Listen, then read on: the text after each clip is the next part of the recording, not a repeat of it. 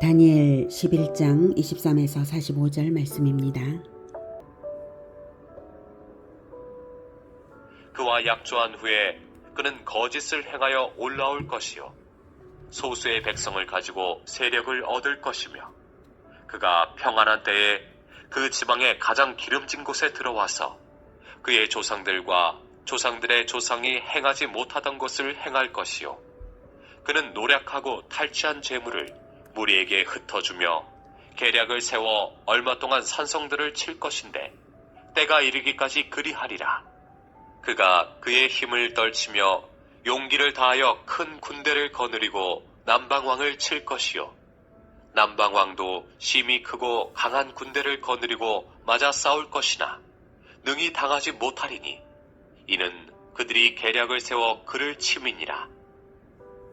그의 음식을 먹는 자들이 그를 멸하리니 그의 군대가 흩어질 것이요 많은 사람이 엎드러져 죽으리라. 사랑하는 형제 여러분, 8월 24일 목요일 저녁 목상에 오신 것을 환영합니다. 다니엘이 고레스 3년에 히데겔 강가에서 받은 제4묵시가 10장부터 시작이 되었습니다. 12장까지 갈 것이고요. 바사 제국의 멸망과 헬라 제국의 발흥 및 분열하면서 팔레스틴 지역을 교대로 점령하면서 이스라엘에게 영향을 끼치는 것을 예언한 것입니다. 느부갓네살의 금신상 꿈에서 나타난 바 제국들의 변천사를 보면 구속사를 위해 하나님께서 세속사를 쥐고 흔드신다는 이 사실을 알 수가 있습니다. 그것을 이해한 후에 본장을 알면 이해가 쉬워서 다시 말씀을 드리자면 즉 먼저 금의 머리 바벨론 제국은 불과 70년이 조금 더 갔을 뿐인데요. 그것은 유다를 멸망시키고 1, 2, 3차 포로를 바벨론 제국에서 연단시키며 보호하시기 위한 하나님의 섭리이고 하나님의 뜻을 이루고 바사 제국에 멸망한 것입니다. 은의 머리 바사 제국은 이스라엘을 1, 2, 3차 포로 귀환을 시키고 성전 및 성벽 재건을 완성하고 또한 바사 제국 전역에 남아있는 유다인들을 에스더 왕후를 통해 보호하고 완성된 새 성전을 중심으로 예루살렘 공동체가 안정되게 하기 위한 기간으로서 주전 331년까지 200여 년이 바사 제국에 주어졌고 그 목적을 이루고 바사는 헬라에 무너졌습니다.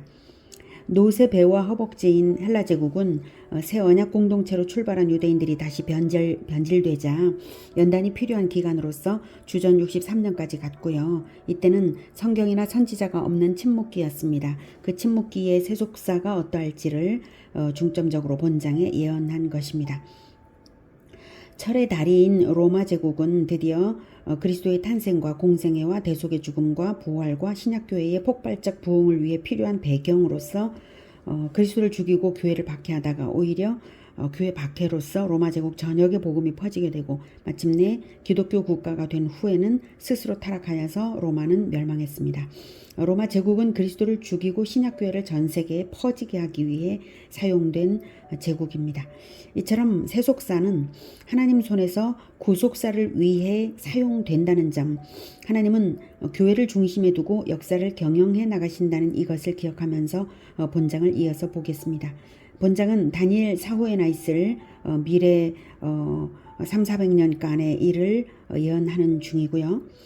팔레스틴은 바사 제국 때까지는 보호가 되었는데요. 헬라 제국이 들어선 이후 헬라가 네 부분으로 분열되면서 애굽 치하였다가 시리아 치하였다가를 거듭 반복하면서 오래도록 전쟁터가 되고 백성들은 시리아파와 애굽파로 찢어졌습니다.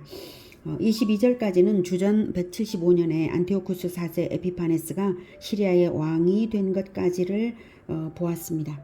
이제 23절 그와 약조한 후에 그는 거짓을 행하여 올라올 것이요 소수의 백성을 가지고 계략을 얻을 것이며 에피파네스가 등장했는데요. 그 후 에피파네스가 부당하게 왕위를 찬탈한 것에 대해서 시리아의 대신들과 유대의 오니아스 3세 등 이제 대제사장 오니아스 3세 등이 에피파네스에 대항을 했는데요. 에피파네스가 그들을 격파한 후를 말합니다.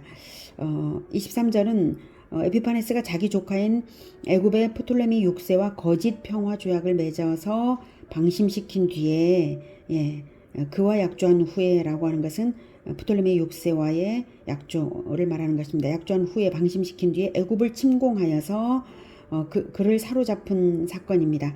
프톨레미 6세를 사로잡은 사건을 가리키는 것으로 봅니다. 24절 그가 평안한 때에 그 지방의 가장 기름진 곳에 들어와서 그의 조상들의 조상에 행하지 못하던 것을 행할 것이요 그는 노력하고 탈취한 재물을 무리에게 흩어주며 계략을 세워 얼마 동안 산성들을 칠 것인데 때가 이르기까지 그리하리라. 네. 자, 그가 평안한 때에 즉 거짓 평화 조약을 맺었으므로 애굽이 평안한 때에 방심한 애굽을 침공해서 그의 조상들과 조상들의 조상들이 행하지 못하던 것, 즉 시리아의 과거 왕들이 원하고 원했지만 행하지 못하던 것, 즉 애굽 본토를 드디어 공략했고요. 노력한 탈취물로 지지 세력을 확보하고 지지 기반을 굳혀나가면서 영역을 확장해 갔습니다. 이렇게 하는 것은 이제 그가 안티오쿠스 4세 에피파네스가 야욕이 컸고요. 그 야욕을 이룰 때까지 그렇게 한 것입니다. 그래서 이제 때가 이르기까지 그리하리라 라고 하고 있죠. 그리고 드디어 때가 되었다 하고 생각했을 때에 그렇게 해서 일어났습니다. 25절 그가 그의 힘을 떨치며 용기를 다하여 큰 군대를 거느리고 남방왕을 칠 것이요 남방왕도 힘이 크고 강한 군대를 거느리고 맞아 싸울 것이나 능히 당하지 못하리니 이는 그들이 계략을 세워 그를 치미니라. 네. 그의 음식을 여기서 그는 남방왕입니다. 남방왕의 음식을 먹는 자들이 남방왕을 멸하리니 그를 멸하리니 남방왕을 멸하리니 그의 군대 남방왕의 군대가 흩어질 것이요 많은 사람이 엎드러져 죽으리라. 네, 안티오쿠스 4세 에피파네스는 주전 170년에 애굽을 침략했어요. 애굽의 프톨레미 6세는 온 힘을 다해서 맞섰지만 그의 음식을 먹는 자들 즉 프톨레미 6세의 측근들이 이미 에피파네스에게 포섭되어 있었으므로 에피파네스는 애굽 군대가 흩어지도록 하여서 애굽 군대를 쉽게 격파하고 프톨레미 6세를 포로로 잡았습니다. 이로써 애굽은 에피파네스의 손에 넘어가고 말았습니다. 27절부터 이 두 왕이 마음에 서로 해하고자 하여 한 밥상에 앉았을 때에 거짓말을 할 것이라. 일이 형통하지 못하리니 이는 아직 때가 이르지 아니하였으므로 그 일이 이루어지지 아니할 것임이니라. 북방왕은 많은 재물을 가지고 본국으로 돌아가리니 그는 마음으로 거룩한 언약을 거스르며 자기 마음대로 행하고 본토로 돌아갈 것이며. 네, 애굽을 점령한 에피파네스는 애굽을 이제 두 개의 왕국으로 분할하여서 그 힘을 반분시키고자 했습니다. 그래서 프톨레미 6세 필로메토르와 프톨레미 7세 피스콘 이렇게 두 왕에게 애굽을 분할하는 조약에 서명하면 더 이상 애굽을 공격하지 않겠다 이런 조건을 내어서 프톨레미 6세에게 제시했습니다. 그래서 프톨레미 6세는 일단 위기를 모면하려고 서명을 했어요. 그러니 그 조약대로 형통하지는 못할 테지만 당분간 때가 이를 때까지만 잠잠했다라고 하는 것이 20절입니다. 그래서 27절의 의미가 그것이고요.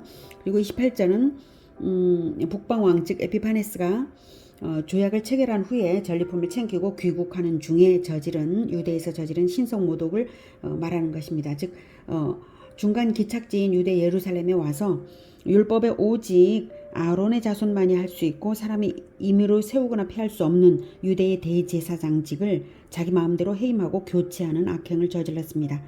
당시 대제사장이던 야손을 직위 해제하고 자기에게 더 많은 세금과 충성을 서약한 메넬라우스를 대제사장 자리에 앉혔습니다.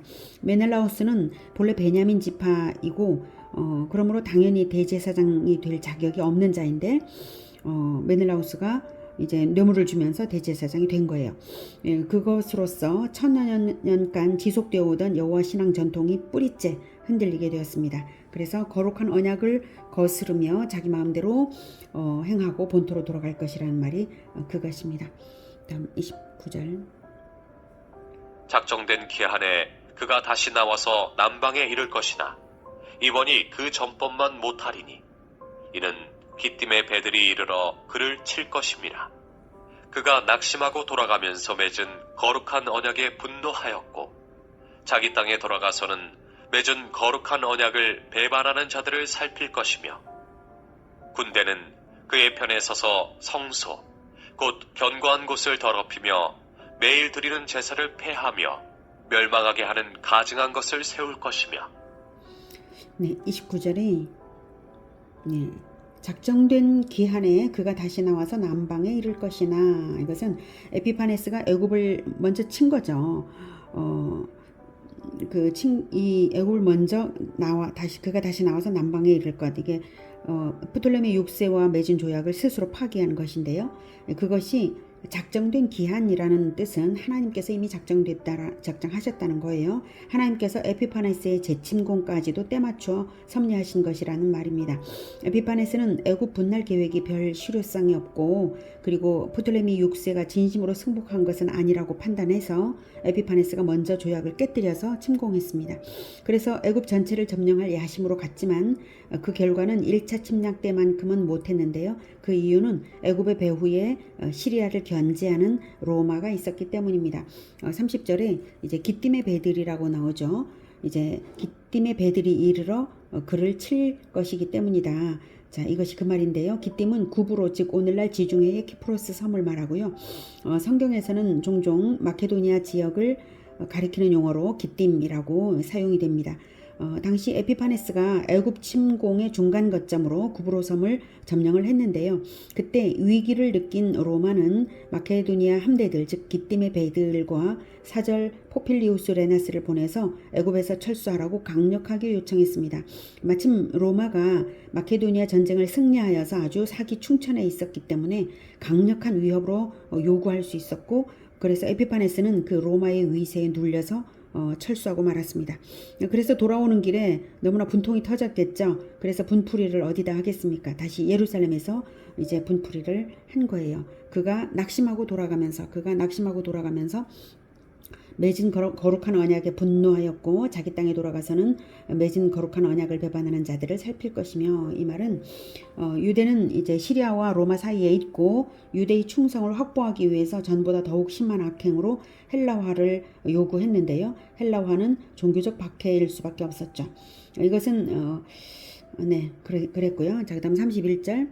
군대는 그의 편에 서서 성소, 곧 견고한 곳을 더럽히며 매일 드리는 제사를 피하며 멸망하게 하는 가증한 것을 세울 것이며, 에피파네스는 예루살렘 성에 입성하자마자 자신의 군대를 성전 남문에 주둔시켰고요.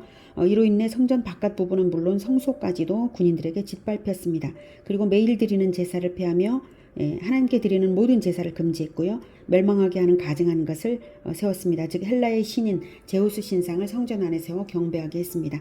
번제단이 있던 자리에는 제우스를 섬기는 제단을 설치한 후에 돼지고기를 제물로 드렸습니다. 이렇게 유대의 모든 종교의식을 헬라의 관습으로 바꾸려고 시도했습니다.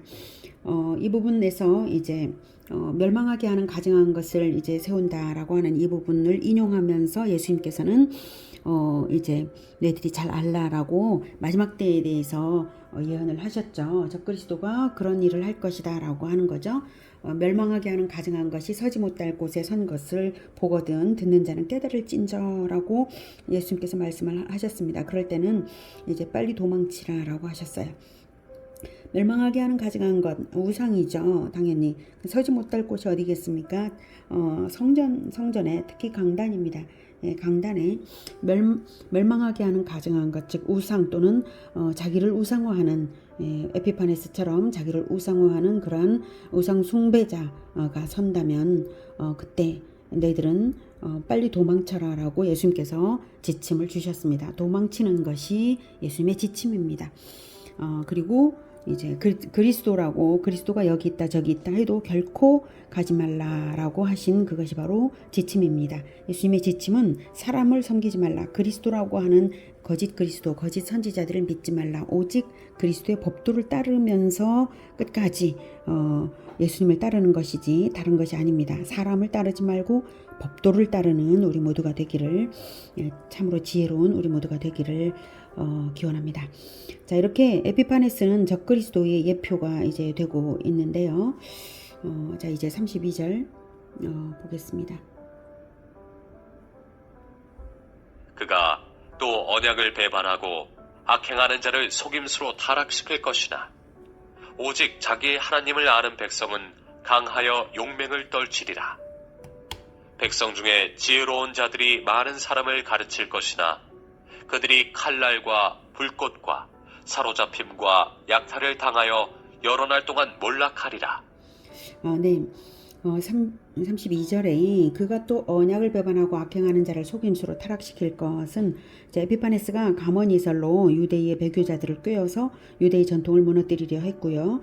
그에 속아 넘어간 배교자들이 있었어요. 그러나 오직 자기의 하나님을 아는 백성은 강하여 용맹을 떨치리라 라고 말하고 있습니다. 에피파네스의 회유와 협박에도 굴하지 않은 자들이 있습니다. 그들은 지혜로운 유대 지도자들이고 무엇보다도 하나님을 알아요. 하나님을 알기 때문에 즉 율법을 가르치며 용맹을 떨쳐서 시리아에 대한 전국적 저항운동이 일어났습니다. 이 지도자들은 이제 회당의 서기관들과 경건파인 하시딤이었습니다. 이들은 엄청난 핍박이 가해지는 상황에서도 유대 백성들을 깨우치는 데에 열심을 다했습니다. 그들이 당한 고난과 인내가 클 것을 칼날과 불꽃과 사로잡힘과 약탈을 당하여 여러 날 동안 몰락하리라라고 예언한 것입니다. 여기서 우리가 마음에 새겨둘 것, 오직 자기의 하나님을 아는 백성은 강하여 용맹을 떨치리라. 우리가 바로 하나님을 아는 백성이기를 기원합니다. 바로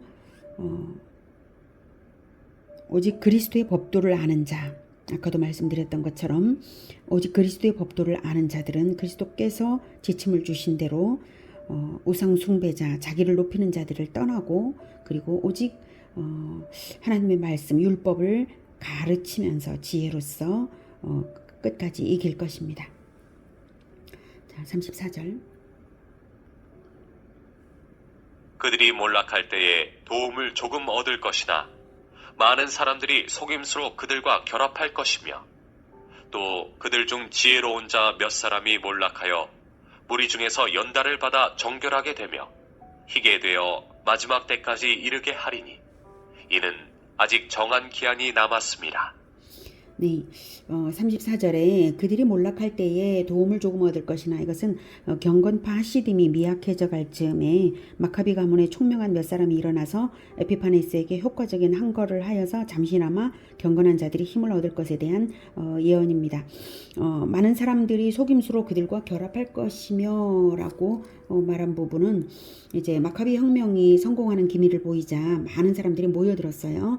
그러므로 그들 중에는 하나님의 힘보다는 대중의 힘으로 혁명을 성취시켜 보려는 불순한 의도를 가진 자들이 결합하여서 신앙적 동기가 퇴색하고 변질될 것을 예언한 것입니다. 그래서 이 마카비 혁명은 이제 신앙적인 동기로 출발은 했지만 이것이 나중에는 예수님 때에는 이제 그 열심당원들로 이제 많이 이제 변질된 모습으로 나타났죠.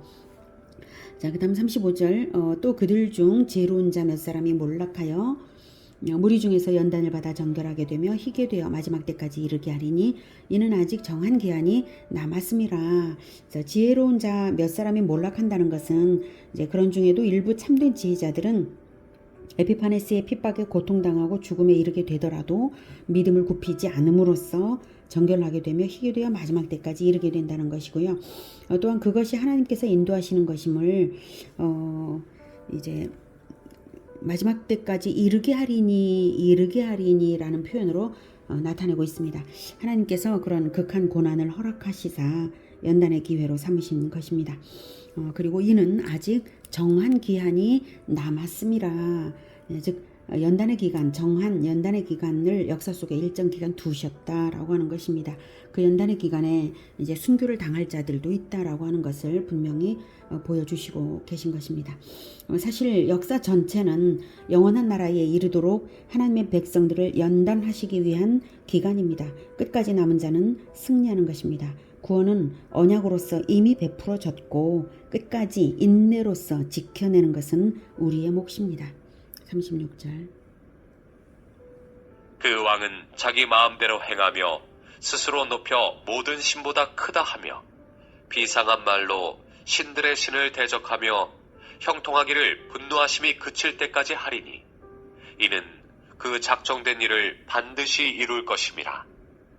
그가 모든 것보다 스스로 크다 하고 그의 조상들의 신들과 여자들이 흠모하는 것을 돌아보지 아니하며 어떤 신도 돌아보지 아니하고 그 대신에 강한 신을 공경할 것이요 또 그의 조상들이 알지 못하던 신에게 금은 보석과 보물을 들여 공경할 것이며 그는 이방신을 힘입어 크게 견고한 산성들을 점령할 것이요 무릇 그를 안다 하는 자에게는 영광을 더하여 여러 백성을 다스리게도 하며 그에게서 뇌물을 받고 땅을 나눠주기도 하리라.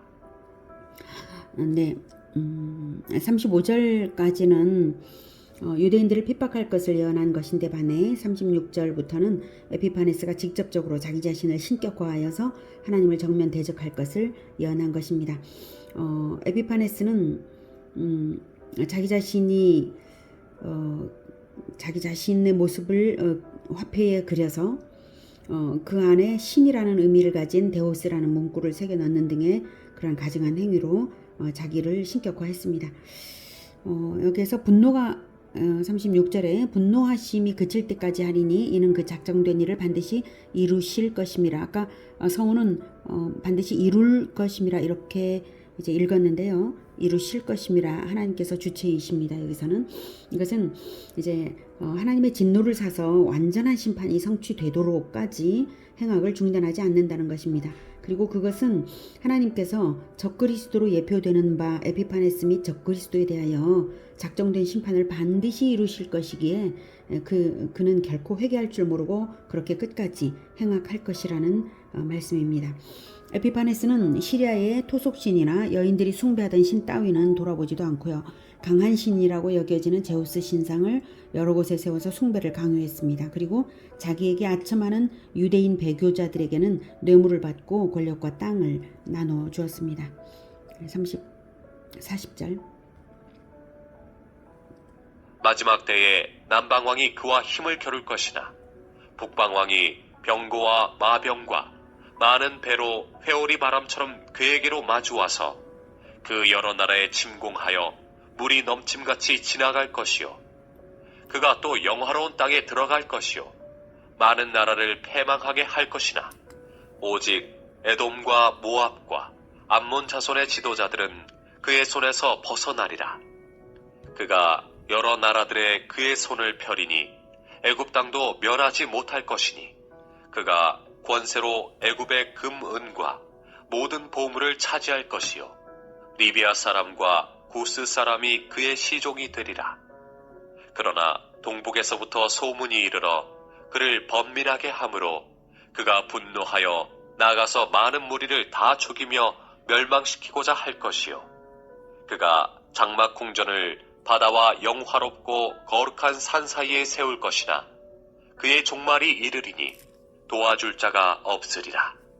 네, 40절에 이제 마지막 때라는 말은 에피파네스의 죽음이 임박한 시기에 일어날 일들을 말하는 것이고요.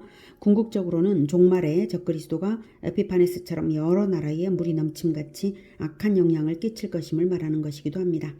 40절에 있는 애굽과 시리아의 전쟁이 역사적으로 실제 했는가 하는 것은 이제 기록이 없다고 합니다.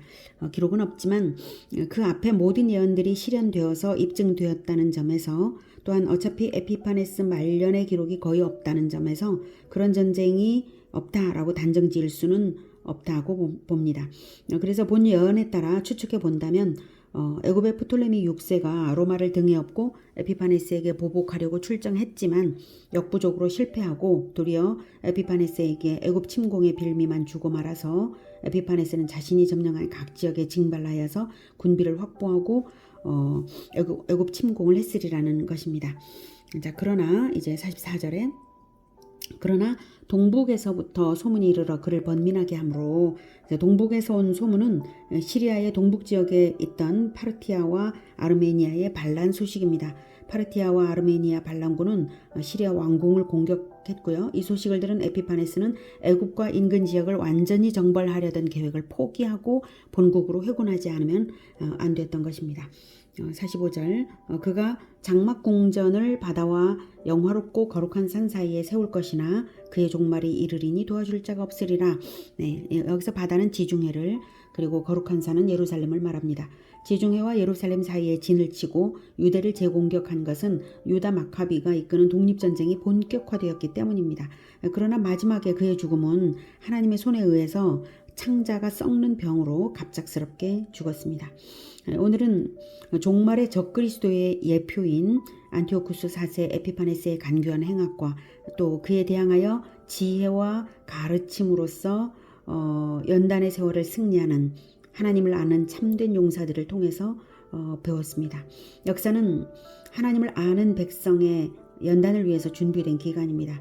종말에도 에피파네스와 같은 적그리스도가 간교함으로 배교를 하게 하고 또 잔악함으로 믿는 자들을 두렵게 하겠지만 적그리스도를 위해 준비된 최후는 그의 영원한 죽음일 뿐입니다. 최후 승리자는 예수 그리스도의 군대입니다. 역사는 하나님의 손 안에 있으므로 이렇게 예언된 대로 모든 것이 흘러온 것입니다. 그리고 마지막 결말을 우리는 알고 있습니다. 우리는 마지막 결말을 알고 있으므로 이 과정의 연단을 이겨낼 수 있는 지혜와 용기가 있습니다. 그것은 바로 인내하는 것이고 그리스도 편에 굳건하게 있는 것입니다. 이긴 자 편에 서면 이기는 것이고 패배자의 유혹에 넘어가면 패배하는 것입니다.